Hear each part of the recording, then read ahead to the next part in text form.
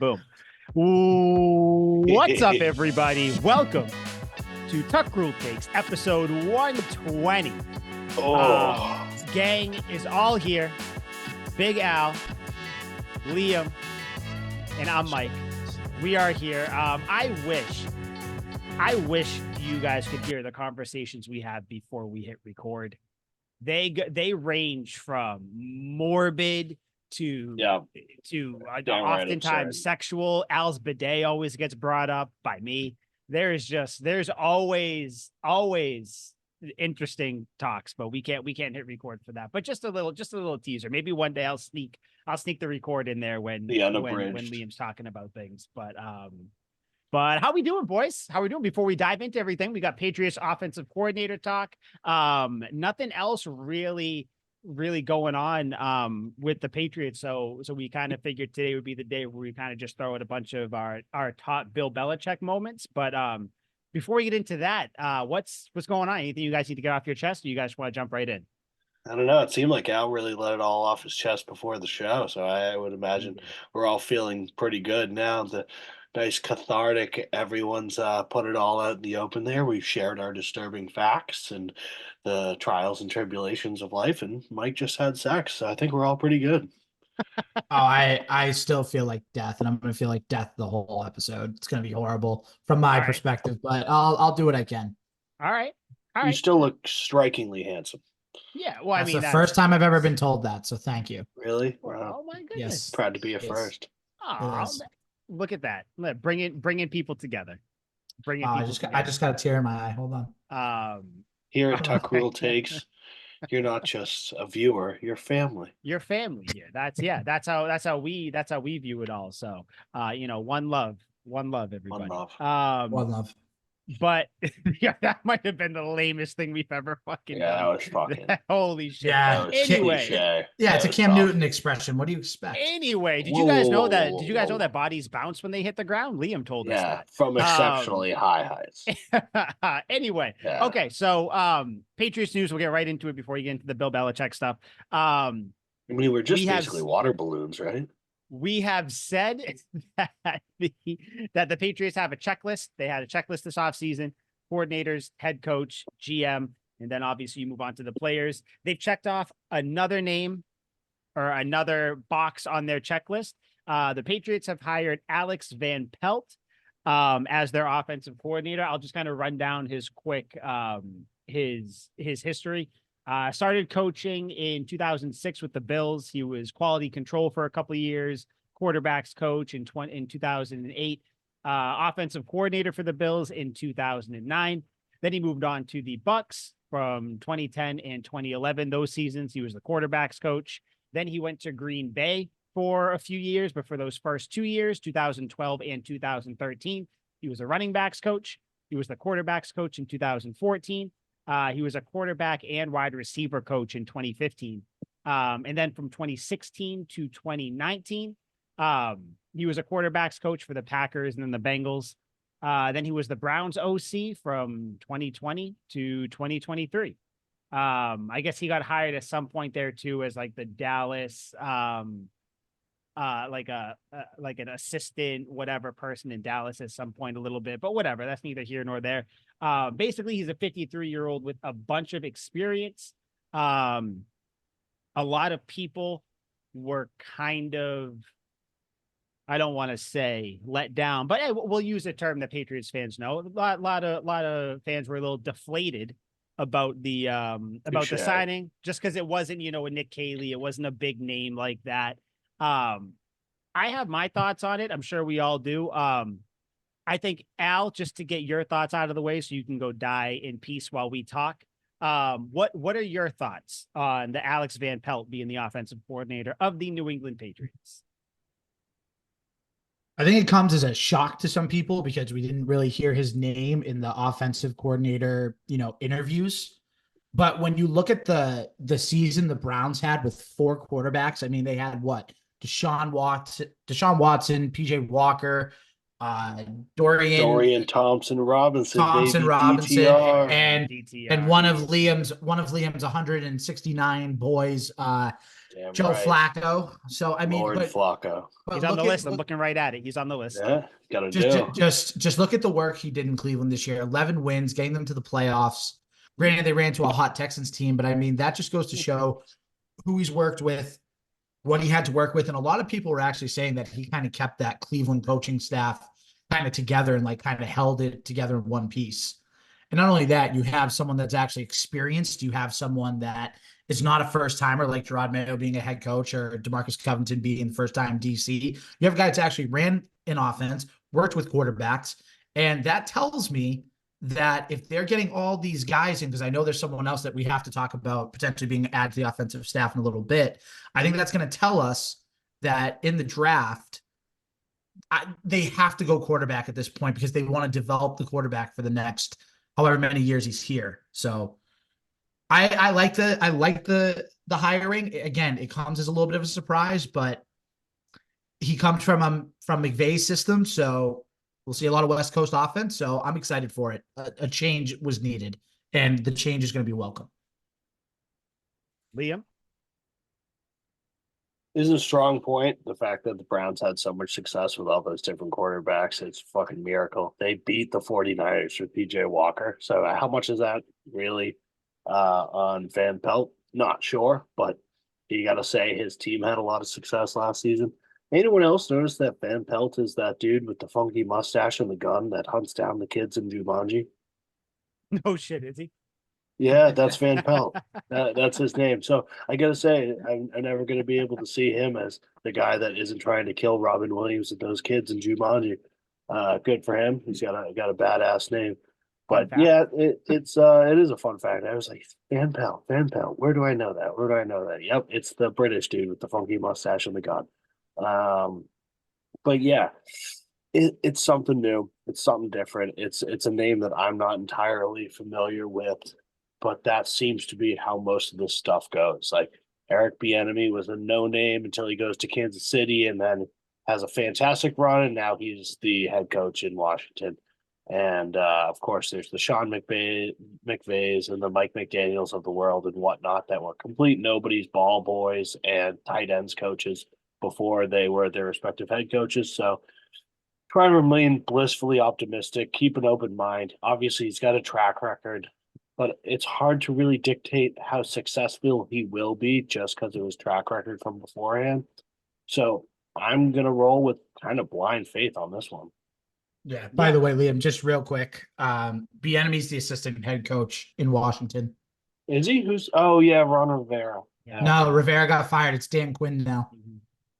Oh, yeah, Dan they just Quinn. hired Dan Quinn. Oh. Damn. Patriots fans are familiar with Dan Quinn. We can thank him for Super Bowl Yeah. number 5. Yeah. Yep. Yeah, dude just loves to blitz. Yeah, I think I pretty much land, the same level as you guys.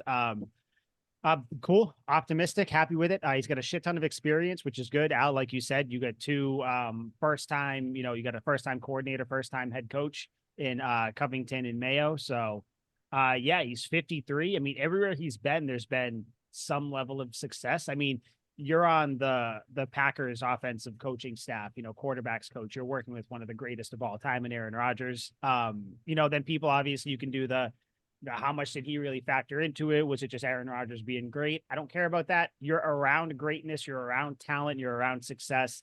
I like it. I don't put too much stock though into kind of the just actual like physical statistical success that he's had, because that's kind of always been my thing, where it's like, I think sometimes coaches fail, succeed in other places, and they go other places and they fail when they succeeded before, they succeed when they failed before. So I don't know. All I can see is that, yeah, he's got a shit ton of experience. And Al, you mentioned it real quick. West Coast offense, that's exciting. As someone as 3 people who have watched the Patriots for the last 20 years play there, and I mean this lovingly, but have their dink and dunk offense with kind of your calculated shots here and there, busted coverages, whatever. Having a West Coast offense is going to be nice to see. Kind of actually scheming people, getting open, just kind of putting pressure on the defense constantly. I like that. I was looking at at some of the running plays that he ran with Cleveland too. That's definitely something to like. You know, I see this as just an all around win. And that's basically all I have to say about it. I like that they have it their is guy. exciting though that we could actually get it. We're going to have a new offense, and this is kind of Yeah. what we were hoping for from Bill O'Brien, and we got it a little bit, even though it was just Glimpses, unspectacular yep. across the board. Yeah, but it was new. It just wasn't very effective. But now it's exciting. It's like, okay, we could have something new here. Mhm. Maybe if we want to play the what if game, we could have one of those offenses that blow up, take on the scene in the NFL, and catch everyone off guard for a couple of weeks, and Yeah. we have some thrilling success because of it. At very least, it leaves the possibility open to be excited. Dude, you never know because you have I mean, like you said, Liam, where you're like, I don't really know his name, but that's how all this starts. Like that's how Yeah. every coach, like they all start as no names with no experience. So I know when people are like, oh, person X, like when DeMarcus Covington got hired, he doesn't have any Yeah. coordinator experience. No one has experience. The best way to get experience is to get experience. Yeah. So like I like this. He has experience too, which is the good thing. Yeah. So seeing that, like With Covington, it's a sink or swim. With him, it's like, all right, well, he's had a fuck you've ton of seen, jobs. yeah, he's had success even in places where like it's not easy to have success. I think it's just going to be awesome. He's Like in Dallas, which isn't great, but other than that, so that's I got him confused with the guy we're going to talk about next. So I don't. So he's actually never been to Dallas. I was thinking thank God. about someone else. Okay. Yeah. Never But mind. I'm much more it confident in him now. it is impossible not to be excited about the potential of having a young athletic quarterback in this offense, like with a West Coast type of a system, like whether it's Jaden Daniels, Drake May, whoever it happens to be. It's just tough not to get excited about the offense, which is something that I don't think we've been excited about the offense. I mean, since well, we've been excited. We've 20, been I think 2021. Yeah. It was misplaced excitement. Yeah, I don't think this is misplaced because this isn't coming from the players. This is coming from the actual like coach. So I think there's more there. And also what I like, he was in Cleveland, David Njoku, guys, tight end. Yeah, beast. There's a connection there. I would love if you have him come here, you franchise Hunter Henry maybe or something. I don't know, or even you don't have Hunter Henry, whatever. I would love it. Would you happen to know where David Njoku went to school? Somewhere in Florida. Read it and weep, baby. It's all about the you. Listen, the whole you, and nothing but the you. Together. So help me God.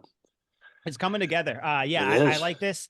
There's someone there now, so you have someone. Also, they signed a special teams coach. I forget his name. Al, do you remember the special teams? Yeah, coach? It's Jerry Springer. Jerry Springer. Cool. No, it's Jeremy Springer. Yeah, cool. I know he's coming from the Rams. The Rams didn't have a great special teams last year, but I mean, whatever. That could be personal. I don't care. To be honest, I just as long as there's new blood in the special teams room when it comes to coaching. So I'm happy about that. Patriots have their three coordinators. So now you're just kind of filling out the roster, or like the coaching. There's much carousel. to fill out. Yeah, there's plenty, but I mean, I think I feel confident going into the year with Alex Van Pelt. There's another guy that has been rumored now to join the Patriots offensive coaching staff or just the coaching staff in general. I know when this tweet came out that people were not happy about it because you think of his coaching resume in New York, but Ben McAdoo has been linked with the Patriots. They want to potentially bring him in as either like an assistant coach or an offensive assistant coach or something along those lines. Liam, I want to go to you first because I want to know how you feel about Ben McAdoo potentially coming to the Patriots.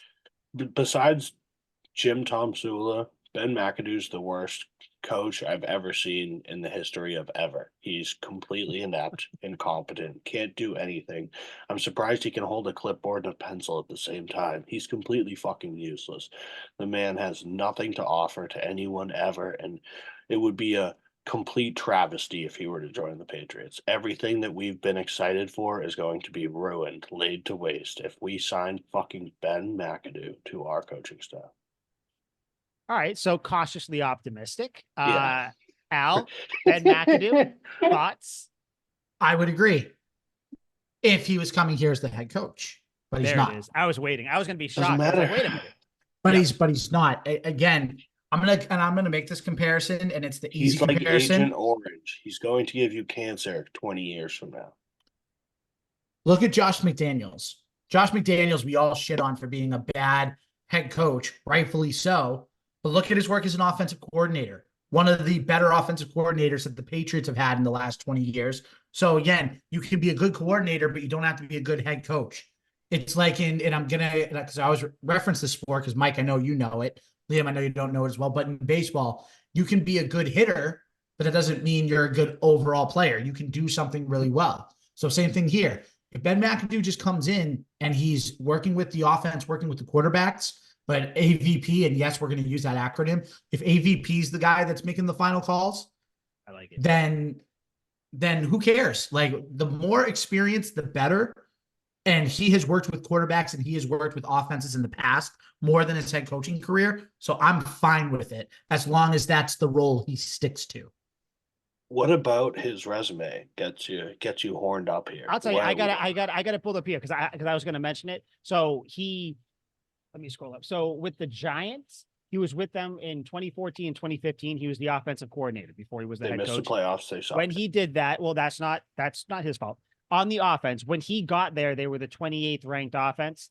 Under in 2014, they got up to 13, and in 2015, they got up to the 6th highest scoring offense. So there's success there as a coordinator. Now, as a head coach, he was 11-5, and then obviously they sucked the next year. So I'm not like Al said, if he was coming in as like a prominent like head coach, like potential GM thing, no, because I don't think, like you said, McDaniels, shitty head coach, pretty damn good offensive coordinator. McAdoo is the one who in 2021, he was hired to be a consultant by the Cowboys. Before that, 2020, he was the quarterbacks coach in Jacksonville for 1 year. And then he was. Do you know who the quarterbacks were in Jacksonville that year? And then, do you? I don't. Yes. That's why I'm asked who. The third string guy, he had one sick game. He was the man. But starting Nick Foles, baby. Fold it, Foles, and then that. Listen, that's fine. And then That's Gardner Minshew might have been. Gardner Minshew, I think, was there too. Yeah, that's why I thought. And then Lippman, something with an L, was the third string guy. He had a big game too. But yeah, see, so listen, in that you're just a quarterbacks coach, so there's only a certain amount of responsibility you have. But he was also the offensive with coordinator. the Panthers. Yeah. What Well, did the they do in Panthers have a shitty 2022? team. They had the number 1 overall pick. That's what they did. They were awful. No, for sure. Yeah, they were not good. They're not a good team. I think we all can agree with that. Obviously that's a stain on McAdoo's career, I guess, if you want to say that. But I don't think anybody, I don't think anybody being the offensive coordinator in Carolina would have succeeded. Well, he had success. He had success as an OC in New York. So New York, tough place to coach. Fans are kind of assholes up there. So I don't know. This one is not like Alex Van Pelt, where and as far as I know, as we sit Definitely here doesn't today, have a cool name. As we sit here today, in Sunday afternoon, McAdoo is not on the Patriots coaching staff. It was just kind of they're looking to bring him on. But yeah, I'm not as elate or like as excited as I am about Van Pelt coming on here as I am not for McAdoo. But listen, if he comes in, if he can help a little bit, great. I don't think that if he does suck, I don't think he's even going to have enough influence for that to really impact the offense, because I think if things start to not work, like he's going to kind of get phased out. So I think it's just one of those things. It doesn't matter. Just the fact that he's a part of the organization. It's like when you put one little drop of eye drops into a glass of water. Doesn't matter. If you put one little drop in there and drink that water, you're going to be shitting your brains out all night. I know. I saw Wedding Crashers. I know what they did. Yeah, I saw it. Or like, if you put one Mentos in a soda, it's gonna blow up. Yeah, But I don't know. exactly. This is, what you have to fill out the coaching staff. So I think McAdoo go in there. Listen, if he goes there, if he comes here, great. Just kind of fall in line, give ideas when you can, whatever. I don't think he's gonna have a grip on the reins enough for him to really like We shouldn't negatively bring him blow up in. the team. So Bring in somebody that um, can contribute something. but we'll see though. We'll see. And before we get to our Belichick moments, do you guys see Kendrick Bourne? His quote said today it came out that he wanted to his number one goal is to come back to the Patriots. He reiterated it My again. man. He said that they're building that I'm paraphrasing, but the Patriots are building something down there really good, and he wants to be a part of it. I love So it. I Love that. would not hate that at all. I wouldn't Kendrick either. Bourne here. He really won me over last year. He drive me crazy, but in the end, Yep. like Oh, me I too, have dude. very fond memories. We were right that we were on the same page. But if you have him, you have Kendrick Bourne, Pop Douglas, probably whatever. Name your free agent wide receiver, T. Higgins, Calvin Ridley, whatever it happens to be, and then you draft a guy. It's a solid room. It's a solid that'll room. do. You He's a pair great him. slot receiver. Yeah, no, you pair that guy with I don't know, either one of the rookie tight ends or a veteran tight end. And Jaden Daniels or Drake May. I think the offense is going to surprise people this year. So yeah, I'd be happy if Kendrick Bourne came here. He's a fan favorite too. He gets the people going. He's a locker room guy, so that'd be Provocative. yeah, that'd be good. Gets the people going. Yeah. I hate that part of that song. The song that clips in with Jay-Z and Kanye West. Yeah. I don't like it. I don't like when songs What's the name of the song? it's they're in Paris. The people are in Paris. Okay. I do not like that. It's like I'm in the middle, I'm at the gym, working out, blah, blah, blah, and all of a sudden I got fucking Napoleon Dynamite and Will Ferrell talking in my ear. I'm like, that's not why I come here. That's not why I put this song on. Like, you give John Heater his respect. John. Yeah, he's the man. Dude, You give him his respect. I couldn't even get through Napoleon Dynamite. I still have yet to watch that whole movie. I can run a football over those mountains. And I know then you throw whatever, all that shit. So this is just a quick little thing before we get to the Belichick moments, or unless you guys want to touch on anything else afterwards. I was at the gym this morning. I looked up at the TV. They had rugby playing, right? You want to know what the gym shouldn't do? Have rugby playing on the TV, because every other guy that looks at that TV is going to feel inferior. You cannot watch rugby and be like, oh yeah, I'm sweating over here lifting my fucking little weights in comparison. These guys' quads are the size of my fucking torso. Like bunch of shredded 6'6" I left the gym. dudes. I left. I was like, fuck this. Yeah. I'm not going to sit here and watch these people playing like extreme contact football with no pads. And meanwhile, I'm over there fucking doing my 5, 6, 7. Oh, my knee. I'm 32. I'm dying. These guys are fucking diving into piles. Yeah, none of that. All right. Do you guys have anything else you want to bring up before we get into the Belichick moments? Then we get out so Al can die in peace. I have one thing real quick. So there was a report the other day from Albert Breer that said that if Elliott Wolf is making the decisions, they might, and I'm paraphrasing this, but take a long, hard look at potentially taking a left tackle at 3 overall. So that pick would probably be Joe Alt from Notre Dame. My question to you guys is, at this point, if they were considering the left tackle, would you make a trade down and maybe get another draft pick for the next year? I know my answer. I don't want that. I think you can get some decent talent in free agency, or you can get a tackle in like the 2nd or 3rd round. But I think it needs to be quarterback, especially if you're bringing in all these guys that have experience with quarterbacks in the past. So I don't love that, but I just wanted to get your guys' quick thoughts on that. I would probably trade down to we really badly need an offensive line, but it's just so not sexy. Like, if you're gonna take a tackle that high, give us something to be hopeful about and get another 1st-round pick or like a very early second, get something good, or trade it for a very serviceable player, something of the sorts. I know we need it, but I want somebody I can be excited about, and it's really tough. hard to get psyched up about alignment. No, and like you said, it's arguably, not even arguably, I think after quarterback, it's the most important position that the Patriots got to fill. But like, listen, if that's the route they go, then like, yeah, trade down, get an extra pick or two, and then do what you got to do. I don't want them to. I know this is like the thing now with Patriots fans talking, where it's like, why do we have to take a quarterback in the first round? Why can't we do this, and this? And it's like, then we sign a veteran or a free agent, and then, but basically all you're doing is kicking the can down the road. You're gonna have to take a quarterback, and I don't think that you will be in a better position to take a talented quarterback than you are right now. I know people are posting stats of like all the different first round quarterback busts that have been there. You can get a great quarterback in the later rounds, blah, blah, blah. I understand, but like, if you see talent and you see the guy is there, like, just take him and start now. Like, why kick the can down the road and waste players that you're gonna get? Or like, because you got to think, like, say they do get, like a veteran or a free agent or something like that for a few years. I know that teams are built different ways. You can build teams different ways, but eventually you're gonna have to get a young quarterback and have him for a while, or else you're gonna bounce from veteran quarterbacks every couple of years, and that's not a way to have sustained success, I don't think. So like, even the Eagles, like, they had Nick Foles for a couple of years and then gone.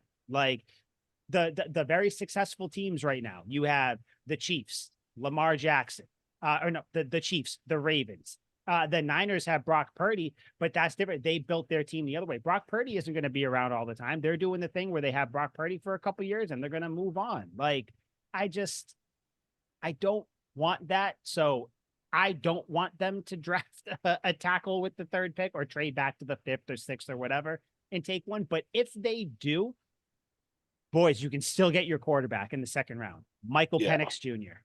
Michael Penix Jr. Yes. I will roll with that. If you get Joe Alt, 5th, 6th, 7th, 8th pick, whatever. What pick does Atlanta have? The 8th. People are saying they're going to trade. Trade with them. You get Joe Alt, left tackle, short up. The rest of the line, pretty much short up, as long as you sign Michael McAdoo to take over for right tackle. Then you draft Michael Penix in the second round. Cool, we're back on. I'm ready to go. I just don't want the fucking another placeholder year. I don't want that. I don't want a sign, and this is not a slight, Liam. I don't want the sign Cam Newton for a couple years, like, time. I don't want that. Oh. I want the next guy you're gonna build around and actually build around, because you can't. What if you do get for Baker Mayfield? Fine quarterback. What if you sign him for a couple of years? You build around him. Beast. And then a couple of years from now, you end up drafting a quarterback that's different than him. You got to retool, rebuild the whole team, the whole offense again. Like, no, just you have the third pick. Yeah, just do it now. Drake May or Jaden Daniels and move right on. Now. Don't overthink. Right now, you need to take one of them right now. Do not overthink it now. And I'll ask again, Liam. You're here this time. You weren't. You were not here when I asked before, when it was me and Al.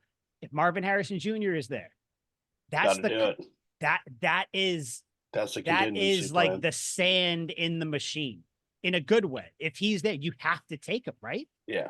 Like, and then you just kind of figure it out. Quarterback, yeah, and then we'll wing it with a quarterback, yeah. That'd be crazy if he's the surefire prospect. Yeah.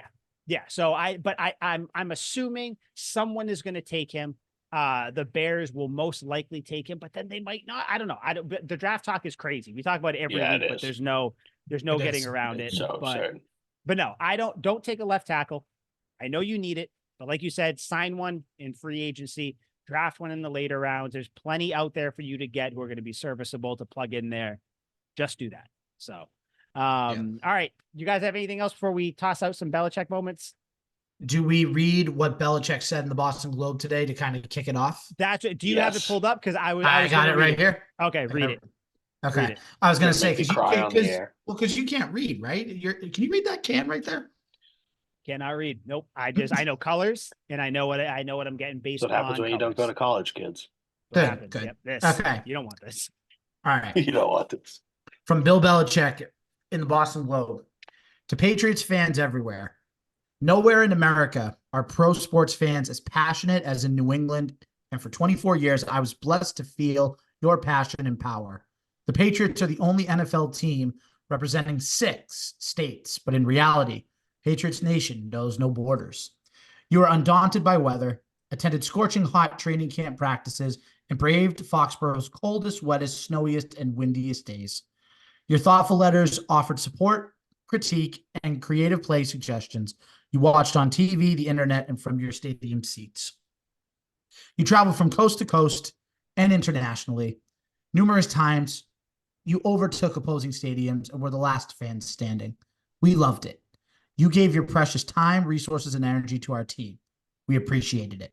6 times, you packed Boston by the millions for parades that were truly a two-way expression of gratitude and love. The images from those days are burned in my memory. You may have even enjoyed my fashion sense in press conferences, or maybe you just tolerated them.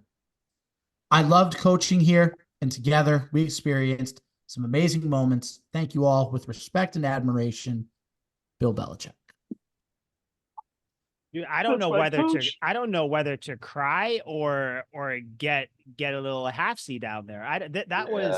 That's beautiful. See that I love that, man. When I saw that this morning, I was just like that is for everybody that says, Belichick cold-hearted, blah blah blah. No, and you could see it in his final press conference.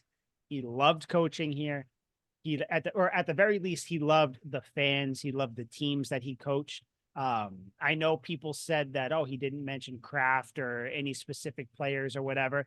You're goddamn right he did, because he doesn't have a great feeling probably with the organization, the management, but I don't even care. I don't want to bring any negativity into that.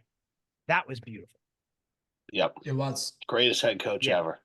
extremely well worded. Yeah, no, and it's crazy just for him to finally give back, like in emotional wise, to be like, listen, like, I know, like, you guys came out, did all this stuff. Like, I know I'm the stern, whatever, stoic guy, but we appreciate it. I loved it. It's awesome. I love that. That's going to be awesome to see when he eventually, makes his return here and see how he handles it then too. So I think that's going to go a long way to him getting a positive reaction, which I think he'd get anyway. So yeah, man. Damn, Bill Belichick. Shit. All right. So who wants to start it off, guys? Who wants to just kind of? I figure we'll just kind of go around, no real like rhyme or reason, just kind of we'll toss them out there. And actually, you know what? Since I'll throw my first one out there. Belichick moments. This one after I don't even remember which Super Bowl it was, but it's the no days off shit that he did. That was awesome. I loved that when they were at the parade when they're all at where were they? Do you remember, Al? They weren't. It wasn't Faneuil Hall. I forget where they were in the parade, but he had the trophy and he was chanting "No days off, no days off." Yeah. Loved that. I don't remember, many times where Belichick kind of peeled the layers back and looked a little, like kind of made fun of himself and his work ethic like that. But that was awesome. I love that part. What else you guys got? I know we got a bunch. So You want to go, Liam? You got it.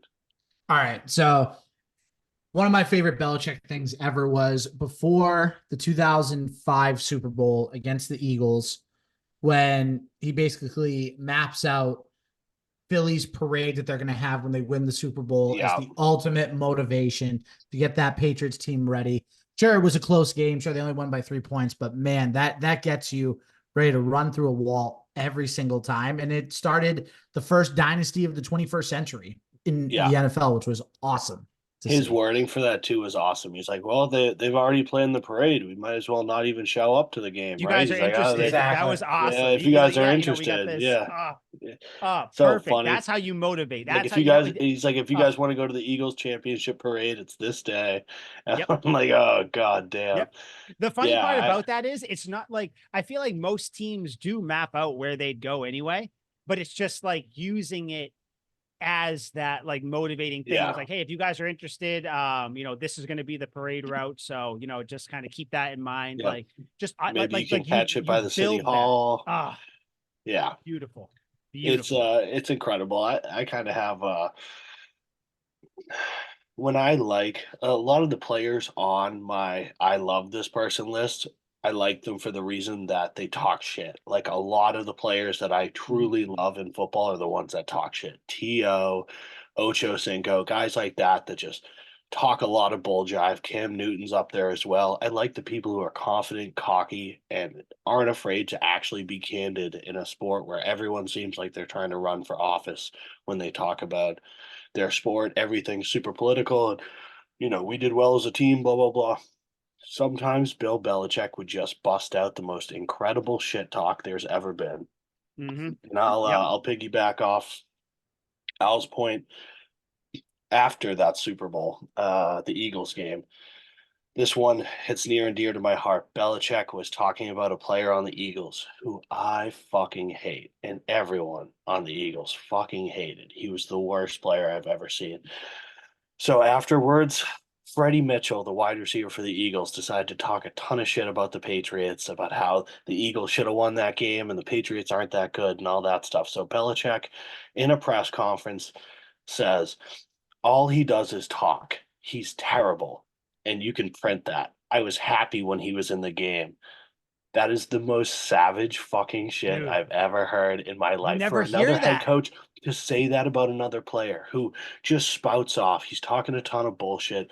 I remember Freddie Mitchell had this incredible catch on a wild McNabb highlight reel, and he wore oven mitts to the post-game press conference because he thought he was the man. He had like 9 drops that season, but because he made this incredible catch, he shows up with oven mitts like he's the man. He was a terrible player. And for Bill Belichick to just go, we were psyched when he was in the game. He's awful. He didn't do anything in the Super Bowl. He was just completely mediocre as a player from start to finish. I thought it was incredible.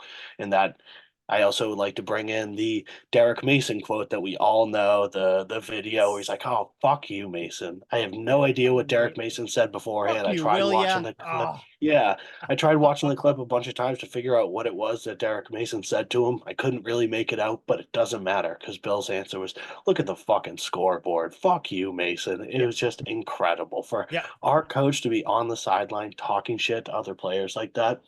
It's incredible. I love him. And against Ocho Cinco before one of the games, also a soundbite that we probably all heard where he goes up to Ocho Cinco, shakes his hand, tell him he's an incredible player. He goes, "Yeah, we're doubling you today." And Ocho Cinco's like, "No, coach, Come really?" on, He's like, coach. Yep. "Yeah." He's like, "Come on, why are you gonna do that?" And he goes, "We already have it all game planned up. One double 85, meaning cover one will double 85." He goes, "All game long." And Ocho Cinco's like, "Really, coach? Like, you got to do me like that?" Because he knows when Bill's doubling you, you're out of the game. Ocho Cinco's like, "Really? Come on. This is the guy with the Mm-hmm. ultimate confidence in the world." He's like, "Please, coach, don't double me. Like, I want a good game." Yeah, no, but he knows. Yeah. Oh, dude, the sassy Belichick is one of my favorite ones. That makes me think of the other one or another one I have on my thing where it was 2019. It was when was I got it?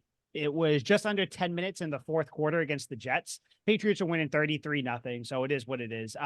The Patriots Usual. are Is this the seeing ghost game? this is where I'll tell you exactly what it is. So it's 4th and 2 from the Jets 33. The Patriots took an intentional delay of game to kind of get some more I guess some more Space room for to the kick punter? it. Yeah. And then instead of accepting the penalty, the Jets declined it. So what did Belichick do? The very next play, he forces again like a purposeful false start just to kind of like fuck with the Jets again. Like, listen, dude, I'm just trying to get more room, and you want to play this fucking game with me? Yeah. Like, okay, Yeah. call a timeout again. And that it's one of those things. It's just like the sassy Belichick up 5 scores, like still playing the game though. He's like, "You can put this off all you want. I'm going to draw a penalty." Yeah, it's like I don't care how many times. In the thing, it was like a loophole in the rules. It's just like you can't like Belichick for as like hard on the exterior as he is. He thinks of shit where he's like, "Oh yeah, I'm gonna fuck with them now." Okay, you don't want to just accept the penalty and let me kick it. All right, how about this? And I think it was Brandon Bolden, I think, who did the purposeful false start or whatever, and he's smiling too the whole time because he knows. Yeah. Because It's the Belichick, like hilarious. he probably told me, he's like, "Hey, just fucking hit him, just do it, get the flag. So Yep. yeah, that's awesome. I love sassy Belichick. Yeah, He's my and the way he breaks and mends the rules, like we saw it just in this last season. In his last season as a Patriots coach, when he finds the loophole in the rules and sends a dude in motion to block a kick. And when he has Ugh. Tom Brady punt the ball in the playoff game against the Broncos when they were smoking Tim Tebow, he has Tom Brady punt it on 3rd and 10 because they're killing them. Yep. Like all that stuff is just crude and it pisses everyone off on the other team. He doesn't really give a shit. No, he loves it. He loves it. Al, what do you got? Let's see, another moment. I got one from the early 2000s that I hope nobody steals. Actually, you know what? I'm just gonna say it now because I don't want Liam to especially to steal it because I feel like he would be the one to do it. 2003 in Denver, the intentional safety. You guys Yeah. remember that? Lonnie Paxton Forgot intentional about safety. that. Yeah, So I they forgot do the about that intentional one. safety. They go down 26-23 in Denver, and then they get the ball back. They drive down the field. Correct me if I'm wrong, Liam. Did Brady throw it to Rashae Caldwell? Was that who caught the winning touchdown pass in that game? Or was that too early for Rashae Caldwell? No, I think that's it Caldwell could have time, been right? Caldwell, but I don't know if he was the one that caught that pass. For some reason, I thought no. I'm thinking of the Chargers game where Caldwell got one down the sideline and they won the game. When was It it, might have Al? been. Remind me again. What year? 2003. 2003. Yeah, So, but I mean, that just showed that Belichick was ahead of his time right there. yeah, I mean, to have the guts to make that call and trust that the defense was going to get a stop, which they did, and then for Brady to go down and and do what he does best, slicing up the defense and doing whatever necessary. I mean, it was amazing. It was like you just said, an it's amazing call complete by trust Belichick. in your team. I trust my defense. I trust my offense. My team is perfect, and I will coach them in a way that empowers them, shows them I have trust. He's like, I'm not worried about it. I know the defense is going to get stopped. I know Tom Brady's going to drive for you. It's a lot of stuff that everyone wants to play it safe. And if it doesn't work, you look like a fucking idiot. Like we just saw with Dan Campbell in the last game. Everyone's shitting on him for going for it on 4th down those 2 times. If he gets one of those, no one can say anything because the Lions probably win the game. But he looks like an David idiot because he Givens. didn't get it. David Oh, it Givens. was See, David Givens. Okay, I didn't think it was Different Caldwell. 87. Different 87. Yeah. Yep. fair enough. Yep. But yeah, it's one of those things where it's like if this falls apart, you look like an idiot. And it rarely ever, if ever, fell apart for Bill Belichick. Like I can never think of one of those coaching decisions that really went the wrong way for him. Right. I got another one that's kind of like since you brought up the Belichick kind of like ahead of his time thinking there. 2013, week 12 game against the Broncos. It was the overtime game, the infamous "we'll take the wind" game, where Yeah. Belichick decides to kick the ball in overtime to Peyton Manning, which I know it's old. People might not remember. Peyton Manning was just as much Tom Brady as Tom Brady was Tom Brady. Like you have two heavyweight. You do not was the kick the man. ball to Peyton Manning. So he kicked it off to him. They asked him after the game. He said the wind, it was a strong wind. We just had to keep them out of the end zone, obviously. I just feel like the wind would be an advantage. If we could keep them out of the end zone on that first drive, we were able to do that. So just to explain to you how crazy that is, Manning gets the ball and goes down, scores, touchdown, game's over. You lose the game. Yeah. You kick it over because you have faith in not only your defense, but in your just analytical, statistical, fucking stupid, crazy, smart brain where it's like, you know what? I don't think that they're going to be able to get the ball in there. It's the ultimate gamble. It's like I don't think they can do it this time. Yep. But hey, he did it. He worked. The Patriots won 34-31. They stopped the Broncos from getting into the end zone. That's just one of those things where it's like, God, when people look back at like the genius of coaches, like again, it's a risk. Of course it is. It's a huge risk, but you don't get to that GOAT status without taking these types of risks. There's another thing on there, which I'm sure it's on all of our lists, but it's on my list too. We'll get to it at some point where like, it was another risk where you don't do something or you do a certain something or you keep certain players in the game and it pays off. And this was just another one of those Belichick, like just, he's playing chess while everybody's playing checkers. I know that's such a cliche saying. It is. Yeah. But and it it's so comes to overused, but it's fruition with true. Bill Belichick. So does. yeah, love Yeah. that one. Love that. I have a moment from that same game, but it's in the post game. Belichick's up there answering questions in the post game press conference, and Mike Reese asks him a question. And this is just a testament to the snarky, unintentional hilarity of Bill Belichick. So Mike Reese asks, Bill, this is the 15th time you've faced Peyton Manning. What is the consistent thing about playing against him? And Bill replies with, I'd say Peyton Manning, followed by a head shake. That's the consistent thing. It's like, yeah, I guess, dude. That's clearly not what he was looking for, but it's incredible. Like, I'm not going to give you anything. Dude, he just like I swear to if he was a battle rapper, he'd be the best battle rapper ever. Just the way he 100%. thinks about like insulting people or like Yeah. just Peyton creative Manning, ways that's a to say consistent fuck thing. you. Yeah, It's I just played it's Peyton awesome. Manning 15 times. Yeah, it's the fact that Peyton Manning's always out there. You're like, Yeah. yeah, that's the stat, you dipshit. But Yeah. it's incredible. Yeah. No, yeah. I love that one. I love that one. Yeah. I remember after the 28-3 Super Bowl, when they're on the field, it's right after James White scores the touchdown to win it. And he's going to celebrate with Edelman. And he's like, yeah. Then Edelman's like, they got to review it. And then Belichick just so quickly is like, they reviewed it. And then Edelman's like, they did. And then Belichick's like, yeah. And then they're like, ah. Dude, And then they break out celebration. I am gonna ask whoever is watching, whoever is listening or watching this right now, pause, go just pull that up. Belichick after the Falcons Super Bowl. It is, I probably once So a month funny. I watch it. Every once in a while, we'll be sitting here. My wife leaving me sitting there and she'll just chuckle and go, I was just thinking, remember when Belichick ran over to Edelman? Because the whole thing, like they scored Edelman professional, learned it from Belichick. Just sitting there, wait, get off the fucking field, get off the field. All of a sudden, you see in the background, Belichick, hey, coming over, like the drunk guy at the party that just came back from doing like 3 shots, going.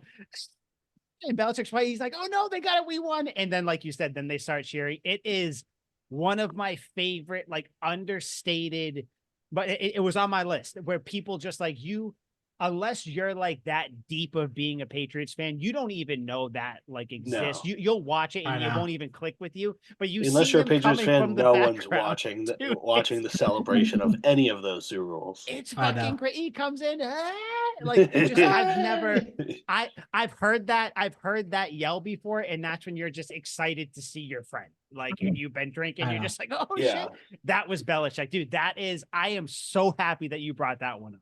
I got Such you. a nice love feel that good moment. moment. He had so many Re- great ones where he was just hugging all the guys, like, I love you. You're the best Yeah. coach. And He those did. interactions are all fantastic. Yeah. Real, Oh yeah, those real are all- quick, one off the field that I will never forget was when the Patriots had Randy Moss and they're talking in the office about Halloween. And you can tell Randy Moss is so apprehensive about classic. asking Belichick to come to their like little Halloween party, little DJ. And then Belichick shows up with his girlfriend at the time in like a pirate costume, and everyone's laughing. Like Randy Moss is laughing in his SpongeBob costume, and all the other guys are like, "What the hell is this? I can't believe this." But it just like it shows that it showed the human side of Belichick once in a while that we all needed to see it. We all once in a while needed to see Bill like, hey, Bill, like have a good time. Hey, Bill, like crack a little smile, like have some fun, you know? And that one is always one where I just sit back and I have a little chuckle. I'm like, that is great. Yeah, Mhm. that's one of the all-time. That's like the most common Bill Belichick soundbite I would say is that one. It's iconic. Makes me wonder how many of those moments just weren't caught on film. Of those moments where he was bonding with the players, being hilarious, just showing them the human side of him instead of the drill sergeant that everyone usually sees. Dude, there's a clip, and it got posted when Mayo got named the head coach. I'm gonna butcher it, so I don't remember. I'll pull it up, or maybe like we'll just look it up if you have the chance. It's when they're just like at practice or whatever, and like Mayo must have just signed a contract or something like that. And like I forget what player, but they look at Belichick and they're like, oh yeah, he just got like 2 cars. And Belichick's like 2 cars. Yeah, We 2 need trucks. 2 cars for 2 trucks. What do you need 2? So he's like, Mayo, you like 2, the fuck you need 2 trucks for?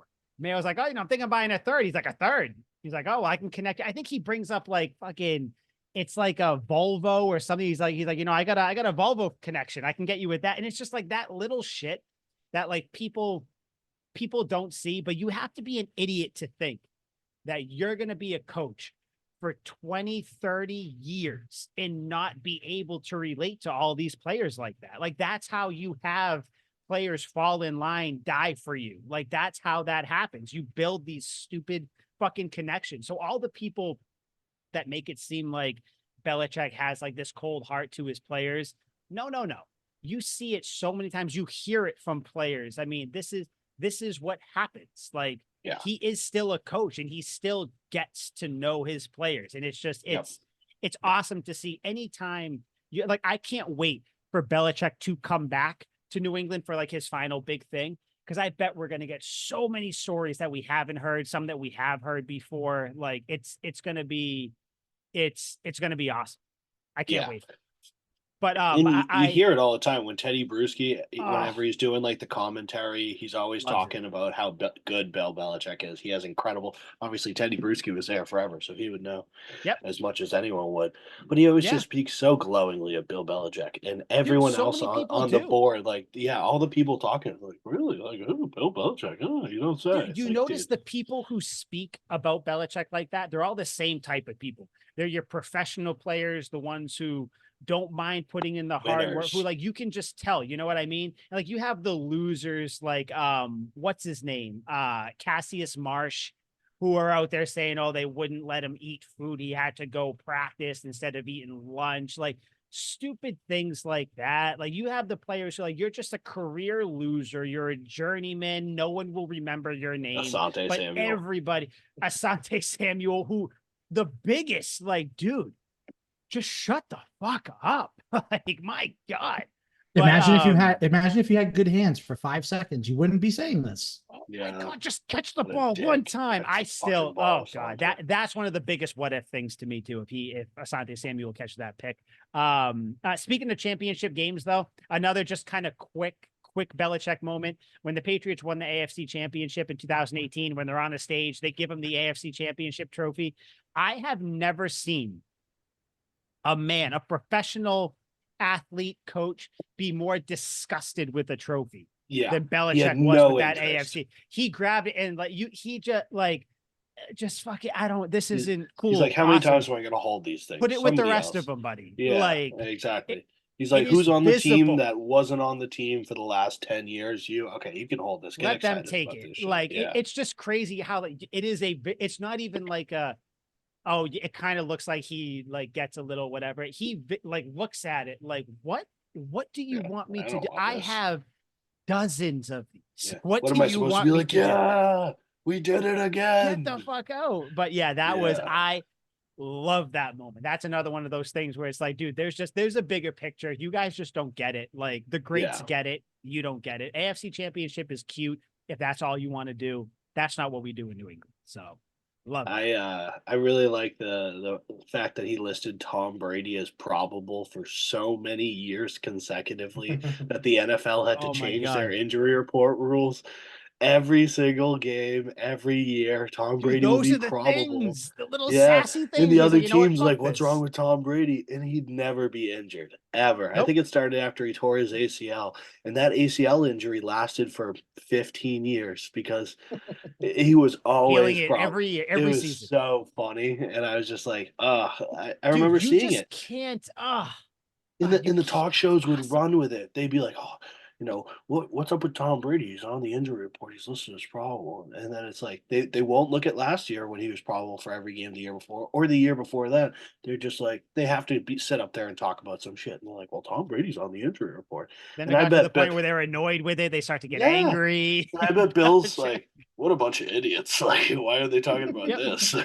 Dude, I'm sure the person who like gets that report looks at it and he's like, all right, cool. Yeah, we got again, Bill. He's probable Yeah, again. it's like He's really, still. And Bill's really. like, yeah, no, He threw he 5 probably touchdowns last week, Bill. He's not probably will probable. play. Yeah. Probably will, but you never know. You never know. Yep. Like, just Pretty, that shit. Like, yeah. you will. Something could I happen. feel like you just won't see that like nuanced like fuckery anymore. Like, anything else you No. get is more like Everyone in plays your by the rules face. now. Andy Reid's so, politically correct. Like he's gonna go by the book. He's gonna do Mhm. everything to not piss the league off. And Bill's Yeah. like, this could be fun. Yeah. Yeah. No, you won't get, yeah, no, you won't get that. Since you brought up Brady too, I mean, arguably Belichick's best moment drafting Brady. Mm-hmm. I mean, Yeah. You keeping was it 3 or 4 quarterbacks he kept on the roster 4. for the first time? 4. Which No is teams do absurd. that. Belichick did it. Regardless, obviously Belichick didn't think that he had the greatest quarterback of all time, but it's just to think he's like, oh, this talent. guy might be worth keeping, Yep. and that takes away a roster spot from somebody else. They're like, oh, this guy might be worth something. Yep. And And then, then of course, you look like a genius. The balls to keep him in after you just signed Drew Bledsoe to, at the time, the biggest quarterback contract of all time. 10-year contract. Right. That those are the risks where it's like, sure, that could have blown up in his face, and we wouldn't be here if that blown up in his face. Like, but just the fact that he did that, it worked out. I'm sure people were like, you're keeping 4 quarterbacks on the roster. Okay, like this guy you got in the 6th round. When he actually benched Bledsoe, like kept Bledsoe on the bench when he returned from injury, is so bold. Like if that happened now, it would be all over the news. And it's the biggest swept under the rug moment now because no one remembers it. But Patriots fans were completely divided. A lot of them are like, let's stick with Bledsoe. A lot of them are like, hey, this guy might be all first right. round pick, the number 1 pick. Like, and I would say probably most of them wanted Bledsoe. Yeah, dude, Bledsoe came back. People forget Bledsoe played in a playoff game that year. Yeah. Sent them to the Super Bowl. Game. That was the AFC Championship game. It was. He came in for Brady when he got hurt, and threw a touchdown pass too. Played well. Yeah. And then still sat him in for the like that is nuts. So he did it twice. You're right. Where it's like he did it for the season, and then everyone's like, "Ooh, Drew Bledsoe's back. He got them to the Super Bowl. Who are you going to start in the Super Bowl?" And it was never a question to Bill. He's like, it was Brady, and that's like no shit that Belichick understands how important Brady was to his legacy and vice versa. Like without Belichick, Brady doesn't even get the chance to play. That's the single most important coaching decision of Belichick's life. Oh yeah. Oh, 100%. There until I don't even know what could match that. And we won't know until years down the line. But yeah, I don't think there's ever been a bigger coaching decision than Belichick sticking with Brady, because that doesn't just affect the Patriots. That affects other teams. That affects the Steelers. That affects the Ravens. That affects Phillip Rivers. That affects so many people who just didn't win Super Bowls because Belichick stuck with Brady. You don't think about that, but it's crazy. And that's why I was saying earlier, it seems like all these crazy coaching decisions, most people, it wouldn't work out for them or they'd look like an idiot. Like when they were short cornerbacks, so he made Troy Brown play corner. No one thinks that's a good idea. Everyone's like, what the hell is this? Troy Brown got 2 picks. Won the Super Bowl. They're like, oh my God. At one point. It's like it's fucking ridiculous. Where it's like, Edelman was playing in the secondary at one point. Yeah, it's like everything he tries, he's like, let's just try this. And it always seems to work out. And I bet a lot of that's due to preparation, but it's just the balls to hang your balls out there and say, yeah, we're going to take our starting wide receiver. He's also going to play corner for us. And you're like, dude, what? Dude, you want to talk about balls? Not. I'm sorry. Hold on. What? Actually, no. You know what, Al? What were you going to say?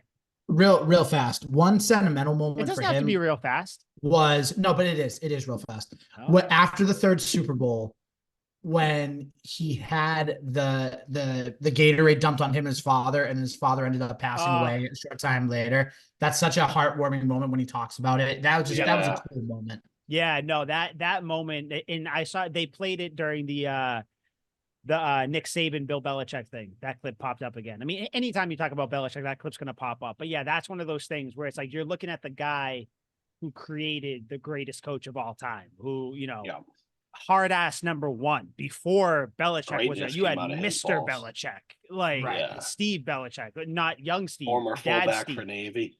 Yeah, dude, that's God. You think of that family, man. They were fucking I don't think, and like we'll get to the moments in a second. I don't think we'll ever see a coach like Belichick again.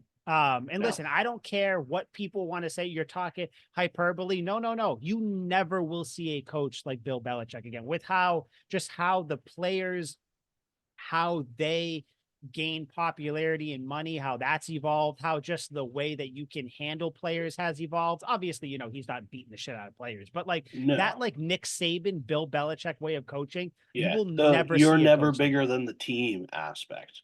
That's not a thing Right. anymore because now that's Yeah. all there are superstars.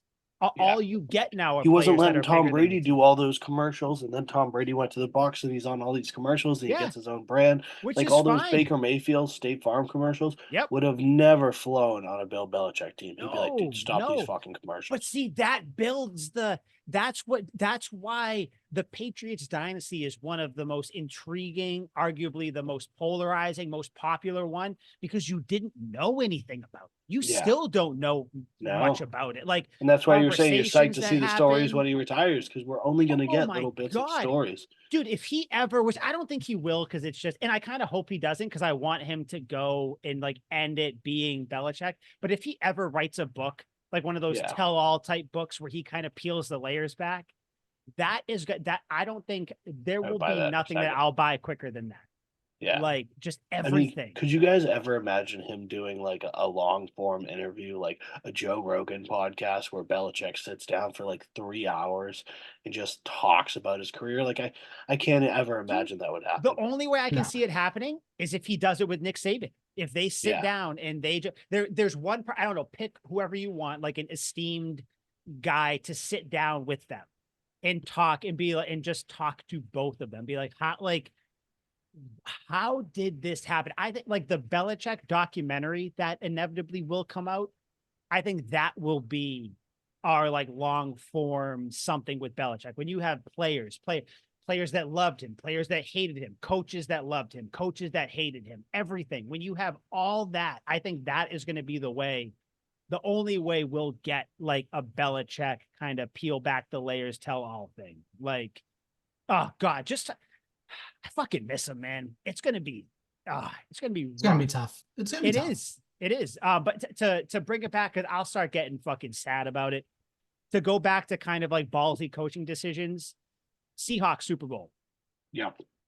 Russell Wilson, the Seahawks get down to what, the 2-yard line, 1-yard line, whatever, with Marshawn Lynch, gets all the way down there. Normal coaches would call a timeout. Let's regroup. Let's get our shit out there. Let's get our best players. And you can see it when they do that game. The Seahawks are expecting the Patriots to call a timeout. Yep. They don't call the timeout. The infamous Malcolm go. You send Malcolm Butler out there. The rest is history, obviously.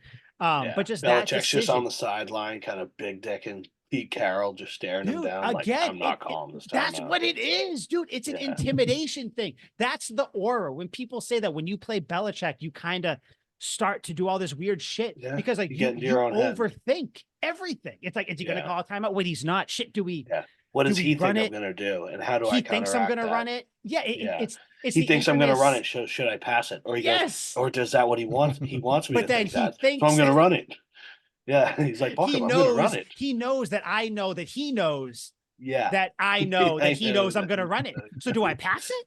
Like, and it just, you get in that Yeah. person's head, and he does that just with his years of success. And that's the shit. But that not calling a time, and I think everybody watching that game, we were all like, why aren't you calling the timeout? Like, Yeah. you might want to save It's it, but the like, ultimate why gamble. not? If they run it, it's a touchdown, but they Yeah. passed, and he knew it. And for him, like we've all seen the play where they practice it, and they talk about how we knew that I was just gonna they say, were going to yep. run this play Yeah. at some point. And they Literally practiced saw all- it the other day. Literally watched Yeah. it the other day. And for Crazy. Bill to gamble like that and go, all right, they're down at the 1-yard line. I bet they're going to run that random play that we practiced a couple times. Like when you just think off the top of your head, how many red zone plays do you think the Seattle Seahawks had that year? 50? A good amount. Probably a lot of fucking plays. They And were a good Belichick's team. like, Belichick's like, I think it'll be that 2 wide receiver pick play where they try and get the guy on the inside. And it's just like he's completely selling out for that because if it's a run, it's a touchdown. He's like, I bet Right. they'll do that stupid play It's that we just like practiced. and then for him to coach that in his players and in Butler's head and Cam Chancellor. People forget Cam Chancellor, big part of that. Or no, not Cam. Brandon Browner, Brandon big Browner. part of that. Yeah. Cam's the receiver at the line. Malcolm Butler knows I'm not going to try to go under. I'm going to jump it here. Pick, obviously, history, but like it's that type of shit, dude. Where it's like this is why. this is why when people say me like, why chills. do you have this somewhat blind faith in Belichick? It's like, these are the reasons why. He's given you tangible reasons and Yeah. examples to So have fucking go. this type of faith in him. Yeah, like come on, you can't get better, than Belichick when it comes to just on in-game management. Like you Yeah. just can't. Yeah, I mean, he's a genius. Like overall, like there's truly probably Mhm. never gonna be somebody who knows the game like Belichick, where it No. seems like in coaching now, you could probably get away with studying just the last 30 years where Mhm. the past has evolved, and that's probably all you need. But Belichick will go back to like the times when they would only run the ball and there wasn't a forward pass, and he'd pull up all these weird film of like old Navy games that his dad played in. He knew But you're gonna say history college front to games back. still go to? He Yep. knew everything, all the Yep. weird trick plays, every instant that everyone's ever run any play at any time. There was that interview where they were asking him, they're like, Bill, why do you carry a long snapper? Couldn't you just train a center or a offensive lineman to snap the ball and then you could use that roster spot for something else? And he goes on a 10 to 15-minute rant about the Yep. history of long snappers, and, I forget the guy's name that he talked about, but he talked about the history of this one player with this weird last name, and, it's just fantastic, and, like, the dude asking the question was like, "Whoa, whoa," like, he's still talking. Damn, this Yep. guy's going.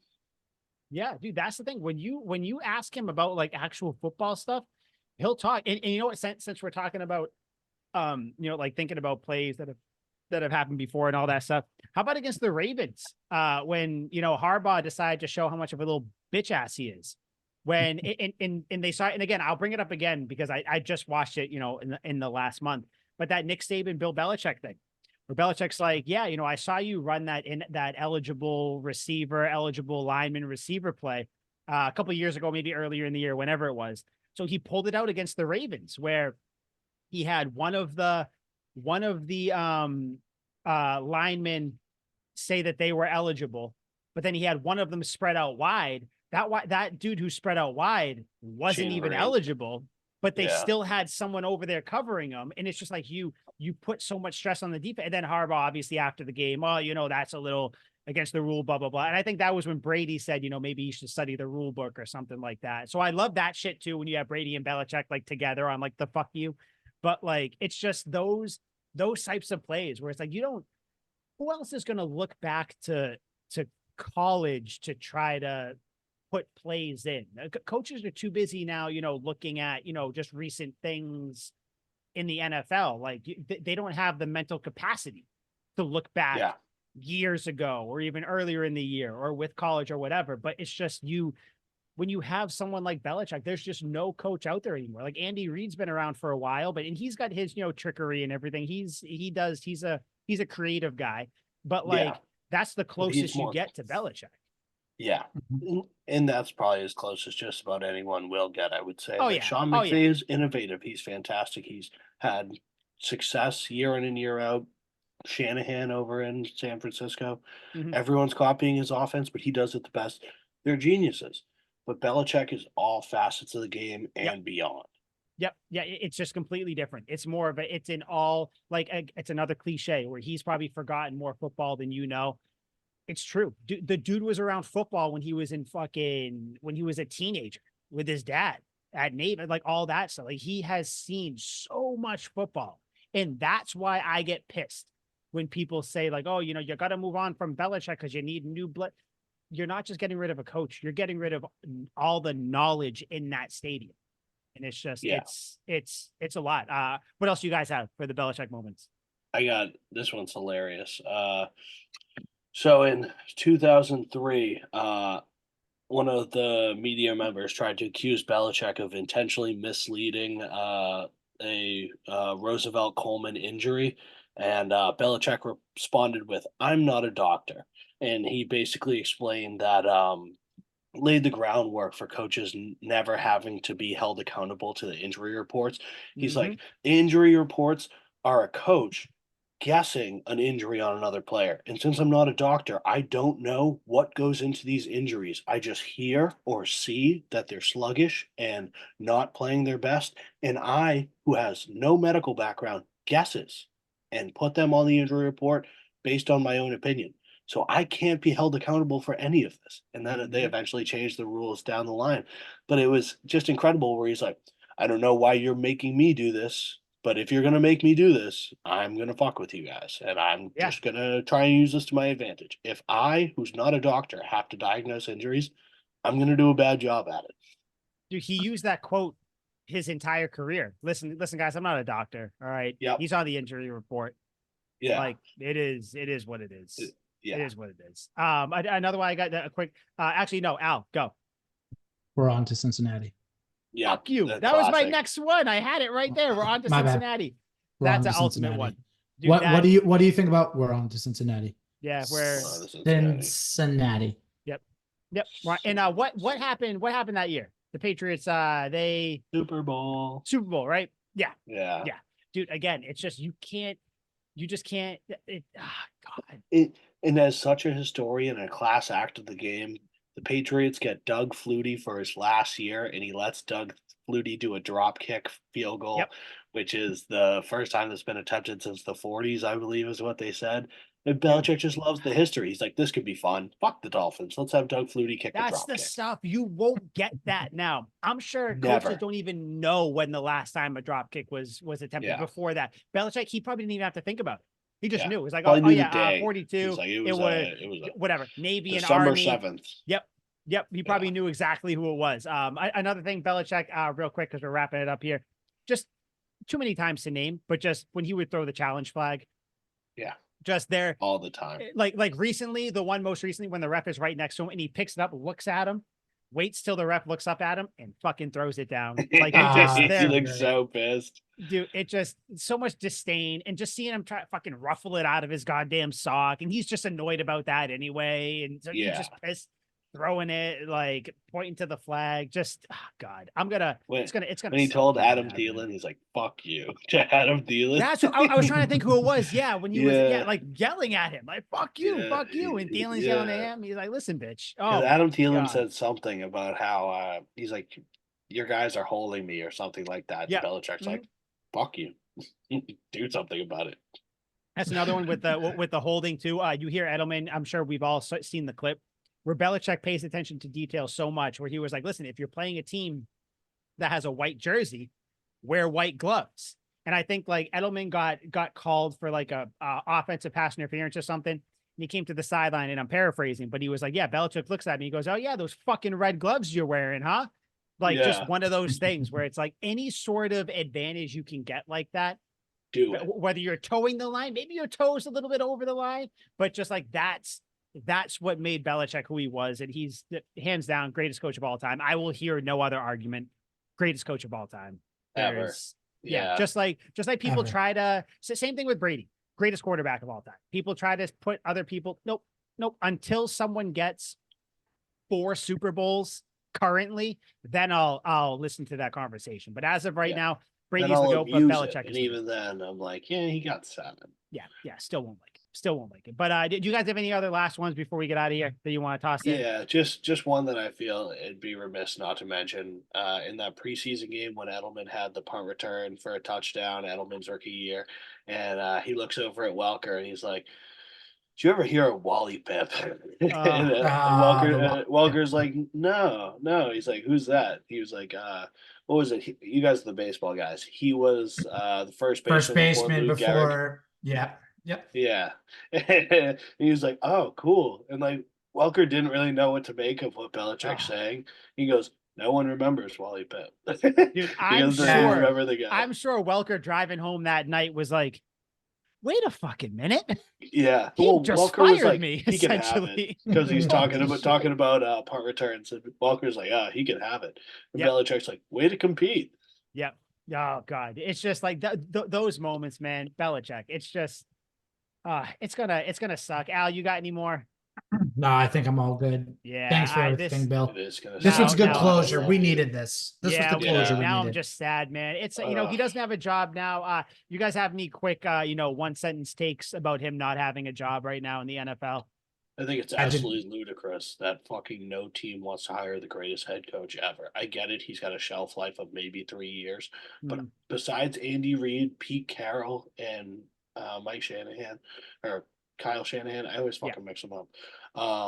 No one is a coach for longer than 3 years. They're always getting fired. Everyone's getting moved around all the time. Anyway. You could throw Mike Tomlin in there too. Yeah, you can. Yeah, Yes, sure. yes. Mhm. And Matt LaFleur, if we're getting real technical about it, but the vast majority for 20 to 26 teams in the league, you're changing head coaches every 3 years anyway. So why wouldn't you pick up the greatest head coach of all time?